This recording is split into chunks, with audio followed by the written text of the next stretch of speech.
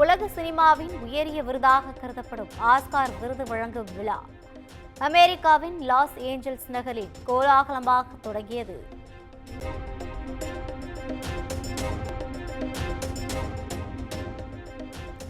சிறந்த திரைக்கதைக்கான ஆஸ்கார் விருது அனோரா திரைப்படத்திற்காக பெற்றார் சீன் பேக்கர். சிறந்த ஆடை வடிவமைப்பாளருக்கான விருதை விக்கெட் படத்திற்காக வென்றார் பால் டேஸ்வெல்.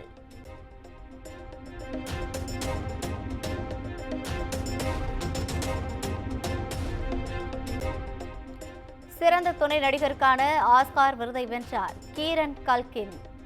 எ ரியல் பைன் திரைப்படத்திற்காக சிறந்த துணை நடிகருக்கான விருதை வென்றார்.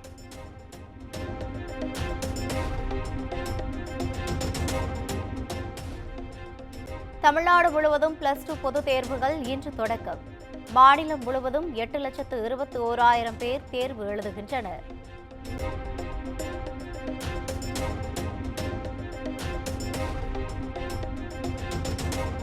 பொதுத் தேர்வு எழுதும் பள்ளி மாணவர்களுக்கு முதலமைச்சர் மு.க. ஸ்டாலின் வாழ்த்து. கடின உழைப்புக்கு முழு வெற்றி கிடைக்க மனமார்ந்த வாழ்த்துக்கள் என அறிக்கை.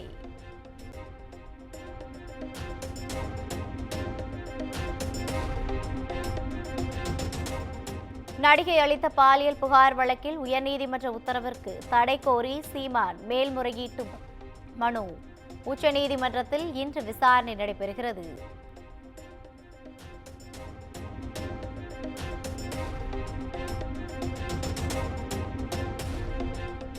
பாசிசத்தின் மிரட்டலுக்கு தமிழ்நாட்டு மக்கள் ஒருபோதும் அடிபணிய மாட்டார்கள்.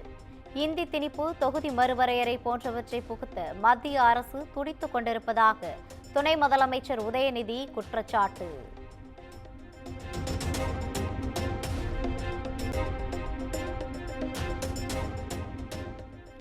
தற்போது திமுக இல்லாமல் அதிமுக ஆட்சியில் இருந்திருந்தால் எல்லோரும் இந்தியில்தான் பேசிக் கொண்டிருந்திருப்பார்கள். மத்திய அரசு அனுப்பும் எல்லாவற்றிலும் கையெழுத்திட்டு மாநில உரிமைகளை விட்டுக் கொடுப்பதுதான் அதிமுக எனவும் உதயநிதி விமர்சனம்.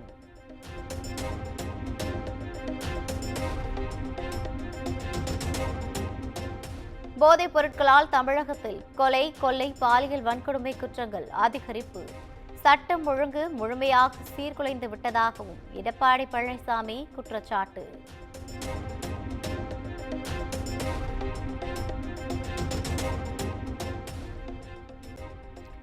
அதிமுகவை விட்டு போக வேண்டாம் என்று எவ்வளவு கெஞ்சியும் ஓபிஎஸ் கேட்கவில்லை. தேனியில் நடைபெற்ற நிகழ்ச்சியில் எடப்பாடி பழனிசாமி பேச்சு.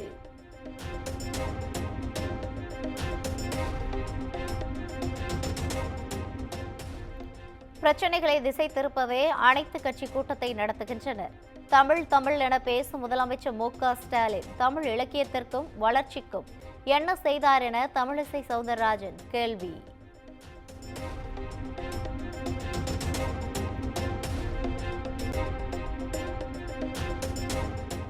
மண்டலங்கள் உயர்த்தப்பட்டது குறித்து எம்பி, எம்எல்ஏக்களுடன் விரைவில் ஆலோசனை கூட்டம்.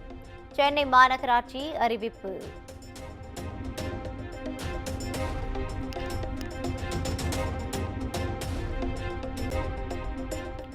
இலங்கை அரசின் கைது நடவடிக்கையை கண்டித்து வலுக்கும் ராமேஸ்வரம் மீனவர்களின் போராட்டம். இன்று திருவோடு ஏந்தியும் நாளை தீக்குளிக்கும் போராட்டத்தில் ஈடுபடப் போவதாகவும் அறிவிப்பு.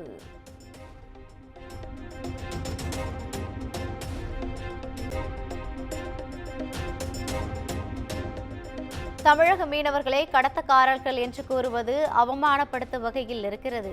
பாஜக மாநில தலைவர் அண்ணாமலையின் பேச்சிற்கு சமூக செயற்பாட்டாளர் காளியம்மாள் கண்டனம்.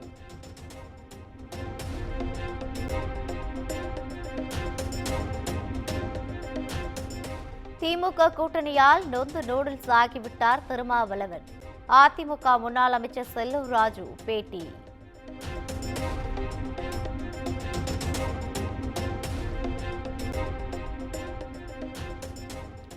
தொகுதி மறுவரையறை தொடர்பான அனைத்து கட்சி கூட்டத்தில் தேமுதிக பங்கேற்கும்.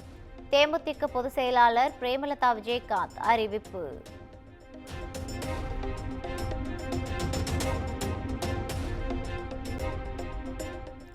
அனைத்து கட்சி கூட்டத்தில் பங்கேற்பது குறித்து இன்று முடிவு செய்யப்படும்.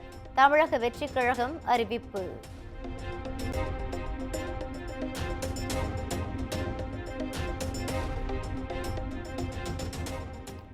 தென் மாவட்ட பேருந்துகள் நாளை முதல் கிளாம்பாக்கம் வரை மட்டுமே இயக்கப்படும்.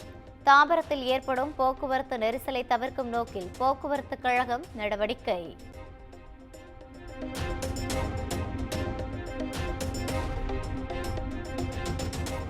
சென்னை எழும்பூரில் உள்ள ஆல்பர்ட் திரையரங்கில் காலாவதியான குளிர்பானம் விற்பனை. ஊழியர்களிடம் பெண் ஒருவர் வாக்குவாதம் செய்தோர் வீடியோ வெளியாகி அதிர்ச்சி.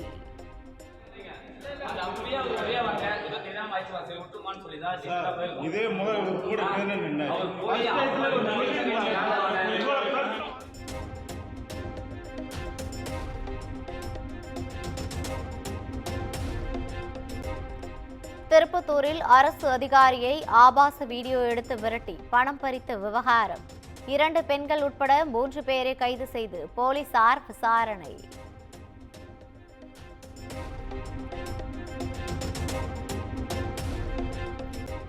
நெல்லை பனங்குடி அருகே சாலையின் நடுவே உள்ள தடுப்பு சுவரில் மோதி தலை குப்புற கவிழ்ந்த லாரி விபத்து.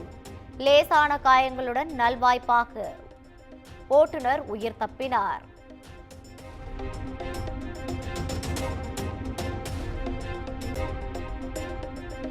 வேலூர் லத்தேரி அருகே ஊதுபத்தி தயாரிக்கும் தொழிற்சாலையில் தீ விபத்து. 10 லட்சம் ரூபாய் மதிப்பிலான இயந்திரங்கள் மற்றும் மூலப்பொருட்கள் தீயில் கருகி சேதம்.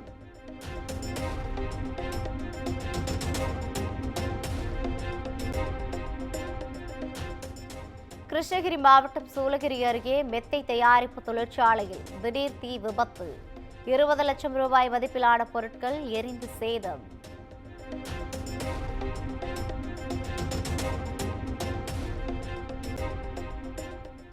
தமிழகம் மற்றும் புதுச்சேரியில் இன்று முதல் வரும் 6ஆம் தேதி வரை 2 முதல் 3 டிகிரி செல்சியஸ் வரை வெப்பநிலை அதிகரிக்கும். சென்னை வானிலை மையம் தகவல்.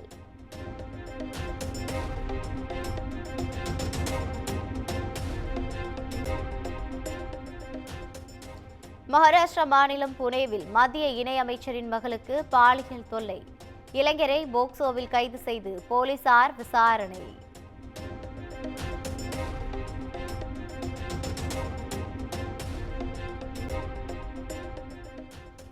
கேரள மாநிலம் திருவனந்தபுரத்தில் வெளுத்து வாங்கிய கனமழை.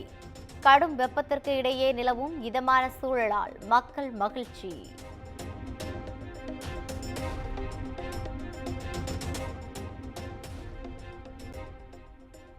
மலேசியாவின் சபா மாகாணத்தில் ஏற்பட்ட தீ விபத்தில் வீடுகள் எரிந்து சேதம். நூற்றுக்கணக்கான மக்கள் வீடுகளை இழந்து பாதிப்பு.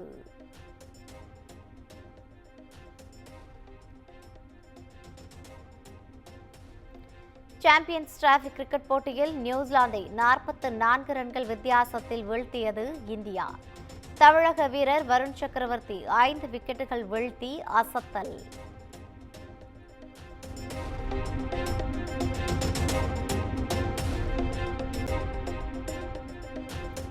ISL கால்பந்து தொடரில் east Bengal FC Bengaluru FC ஆட்டம் டிரா. இரு அணிகளும் தலா ஒரு கோல் போட்டதால் வெற்றியின்றி தோல்வியின்றி சமனில் முடிந்தது.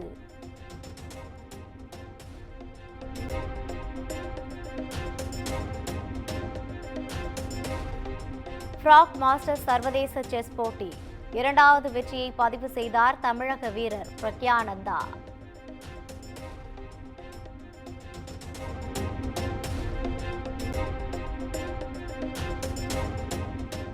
மும்மொழி கொள்கை குறித்து சமூக வலைதள பக்கத்தில் பதிவிடுவேன். இசையமைப்பாளர் GV பிரகாஷ் பேட்டி.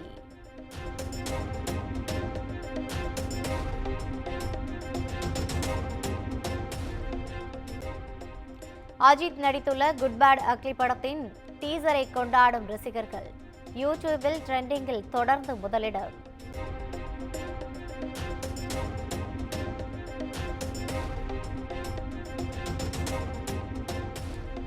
சுந்தர் சி இயக்கத்தில் வடிவேலு நடிப்பில் உருவாகும் கேங்கஸ் திரைப்படம். படத்தின் ரிலீஸ் தேதியை இன்று அறிவிக்கிறது படக்குழு.